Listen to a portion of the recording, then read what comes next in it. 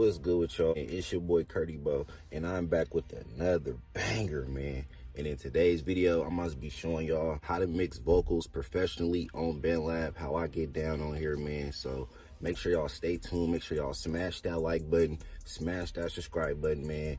And let's turn on that post notification, because I'm finna be dropping a lot more content just like this. So you don't want to miss out, man. But hey, without further ado, let's get into this video. All right, y'all. So this is just a little track that I had made. I had made this a couple days ago. First things first is I just lay my vocals down. I really don't worry about how it sounds too much or like how sloppy it looks. So like the first step I do is I clear out all this dead space, all the extra space, you know. That's just don't need to be there. I just like to clear those out, man, get those out the way. You want to do that all through the song. Once you get that step out the way, next thing you're going to want to do is hold the screen for like 2 seconds and then pull down, and then you're going to want to stretch it all throughout the vocals. You're going to want to capture all the vocals in that, and you want to click on the 3 dots right there and then denoise everything.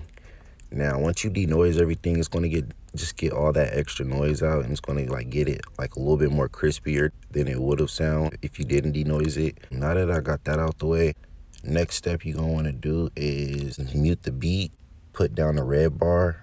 Now what the red bar does is it's basically a repeater. So for an example, I'm gonna just play this song right quick to show you guys.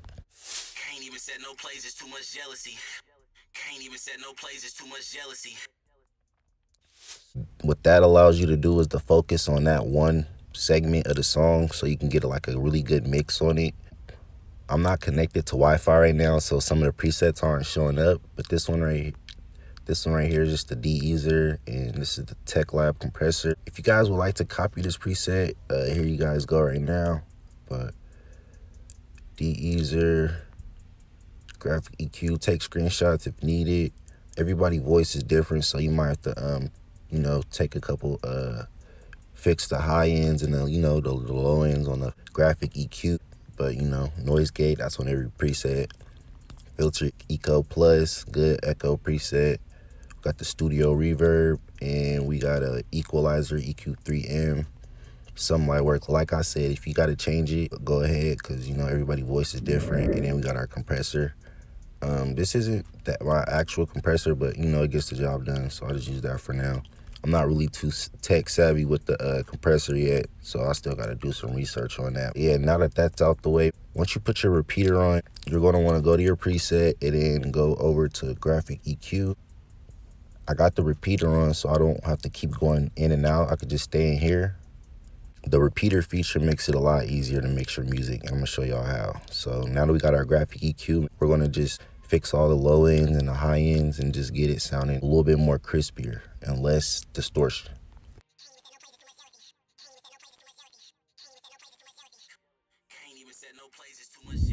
Now sometimes I just I do that little up down thing up to 400 hertz. Now this is just like a little personal thing. It's not how everybody do it. It's just like my own little sauce. So you know what I'm saying, I'm not a professional, but I do know what I'm doing. And then for my 800 hertz, I just turn those up kind of like to the max.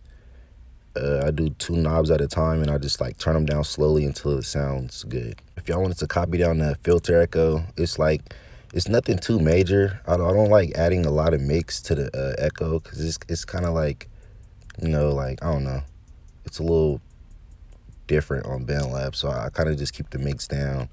And for my studio reverb, I throw the mix on 4% as well, because you know it's just honestly I feel like it's the mic I'm using. But if you have a low quality mic, the reverb and echo is going to be a little weird. But like if you got a high quality mic, you could probably turn it up a little bit more. But yeah, that's that. And excuse my preset name. Sometimes I just be in my mode. I'll be so worried about getting the melody down while I'm making like music that I just name whatever. And if I find a good preset while I'm making a good song, I just like save it, so under any name. So don't pay too much attention to that.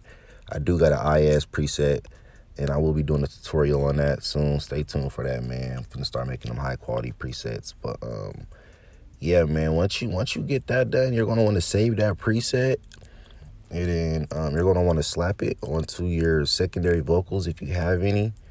And then, man, your song is gonna sound crispy, bro. I'm telling you. even your ad-libs. Make sure you denoise your ad-libs as well. I don't got ad-libs for this song, but you know what I'm saying? Denoise your ad-libs. And man, your song's gonna sound a lot more better. Make sure y'all stay tuned for more videos. That's just a little sauce I wanted to put y'all on, man. But I'm gonna be making a lot more content like this. I'll smash that like button, smash that subscribe button, man. We on the road to 100,000 subscribers. I'm gonna catch y'all on the next one. Cardi Bo in this thing. Cardi Bo out, man. Peace.